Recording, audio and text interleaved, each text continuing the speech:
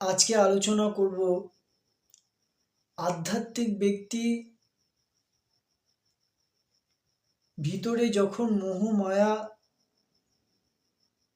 যখন ইচ্ছা প্রকাশ করে, কামনা বাসনার দিকে এগিয়ে যাবার ইচ্ছা প্রকাশ করে, তখন আধ্যাত্মিক ব্যক্তি কি করে? তো আধ্যাত্মিক ব্যক্তি মানে আমরা একটা ভুল ভীষণ কনসেপ্ট আমাদের মাথায় আছে যে আধ্যাত্মিক ব্যক্তির মধ্যে কখনো কামনা ওঠে না, বাসনা ওঠে না, তাদের মধ্যে কখনো উম, অহংকার যে টেন্ডেন্সি সেই দিকে এগিয়ে যাবার প্রবণতা ওঠে না, কখনো তারা একেবারে শান্ত, তাদের মধ্যে তারা একেবারে মোহ আসক্তি তাদের মধ্যে জাগেই না। এই ধারণাটা একেবারেই ভুল। আধ্যাত্মিক ব্যক্তি তারা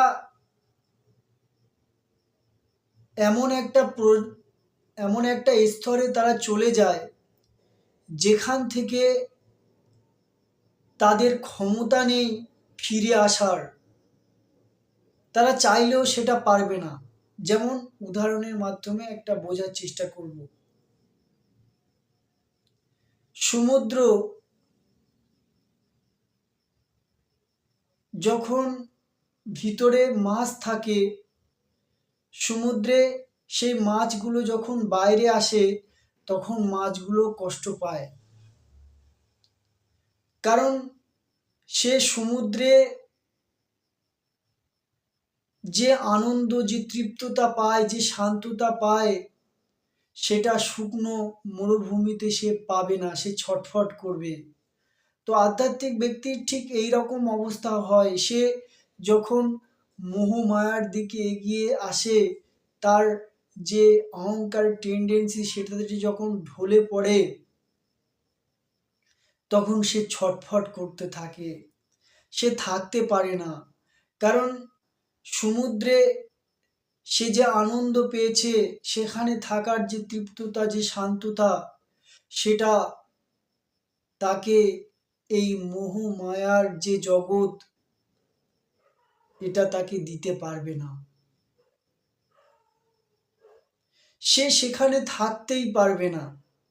তার মধ্যে কামনা উঠবে, বাসনা উঠবে, লোভ উঠবে, অহংকারও উঠবে, কিন্তু সেই অহংকারে সে ঢলে যাবে না, সেই অহংকার বা টেন্ডেন্সিতে সে ভেসে যাবে না।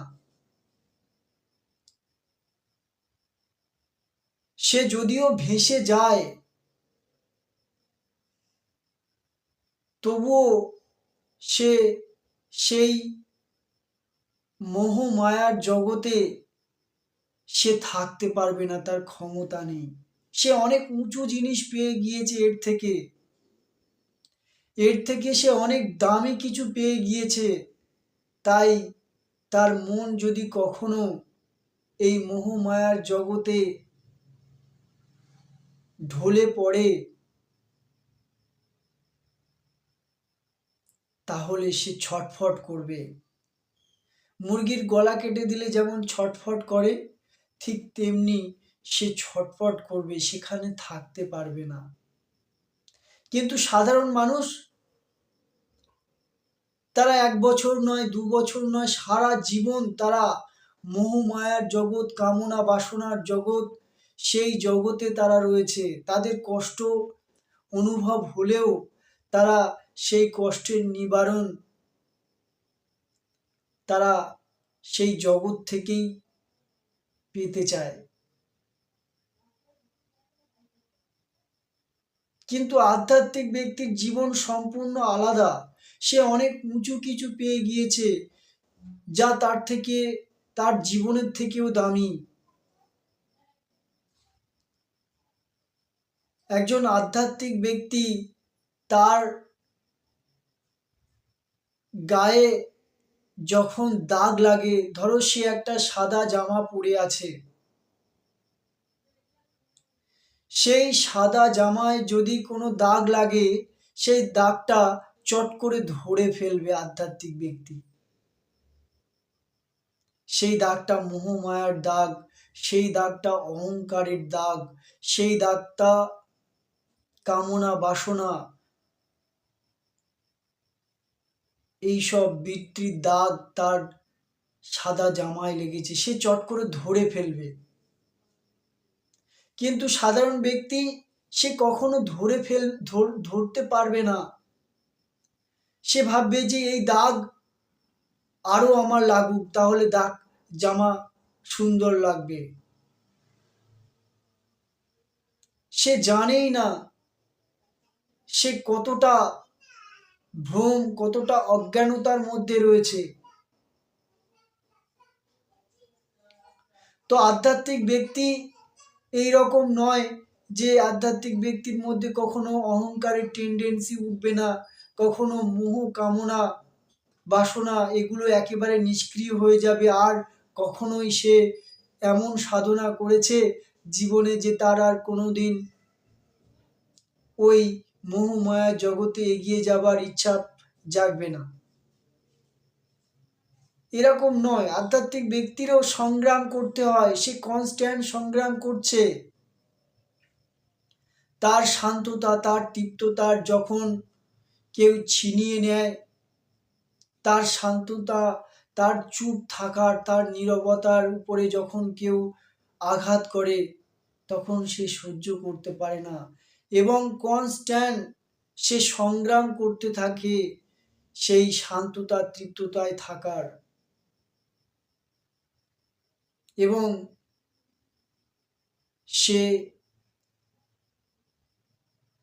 এমন কোনো জিনিস, এমন কোনো বস্তু ব্যক্তি তার চারিপাশে সে অ্যাকসেপ্ট করবে না, সেগুলোকে সে অ্যাভয়েড করবে যা তার তৃপ্ততা শান্ততায় আঘাত হানে। তো আধ্যাত্মিক ব্যক্তি সে কখনোই পারবে না কি না এই মোহমায়ার জগতে আবার ফিরে আসতে। সে এমন জগতে চলে গিয়েছে, এমন সমুদ্রের গভীরে চলে গিয়েছে, সেখান থেকে সে মরুভূমির, শুকনো মরুভূমিতে সে যদিও এসে পড়ে, সেখানে সে থাকতে পারবে না। তো আমাদের মধ্যে একটা মিসকনসেপশন আছে যে আমরা আধ্যাত্মিক ব্যক্তিদের এমন ভাবে তাদেরকে বর্ণনা করি যে তারা যেন একেবারেই, আর তাদের মধ্যে কোনো অহংকারের প্রবৃত্তি, অহংকারের যে টেন্ডেন্সি, সেগুলোর দিকে এগিয়ে যাবার ইচ্ছা জাগে না। এই ভ্রম, এই অজ্ঞানতা আমাদের দূর করতে হবে। আমাদের যখন দুঃখ হয়, আমাদের যখন একাকিত্ব হয়, তখন আমরা কি করি? তখন আমরা টিভি দেখি, গান শুনি, বিভিন্ন মানুষের সঙ্গে গল্প করি। কিন্তু আধ্যাত্মিক ব্যক্তি তিনি কখনোই তার দুঃখ, তার যে যন্ত্রণা, সেটাকে দূর করার জন্য সে কখনোই কোনো বস্তু ব্যক্তির উপরে নির্ভর করে না। সে আত্ম বিচার করে,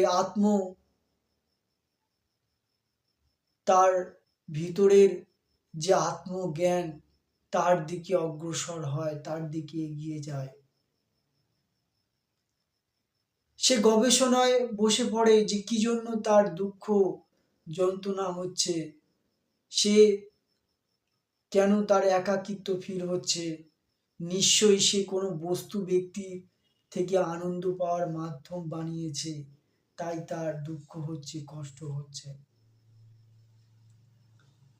তো তার দুঃখের কারণ সে খুঁজে পায়, কিন্তু সাধারণ ব্যক্তি তারা তাদের দুঃখের কারণ তারা খুঁজে পায় না।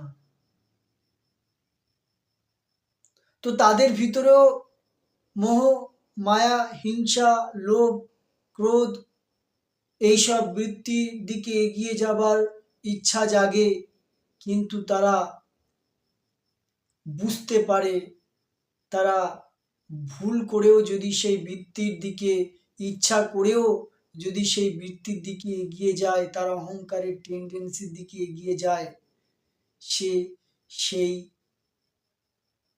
সেখানে বেশিক্ষণ থাকতে পারে না, সে ছটফট করে। যেমন সমুদ্রের মাছ শুকনো ভূমিতে এলে যেমন ছটফট করে, ঠিক তেমনি সেই রকম ছটফট করতে থাকে।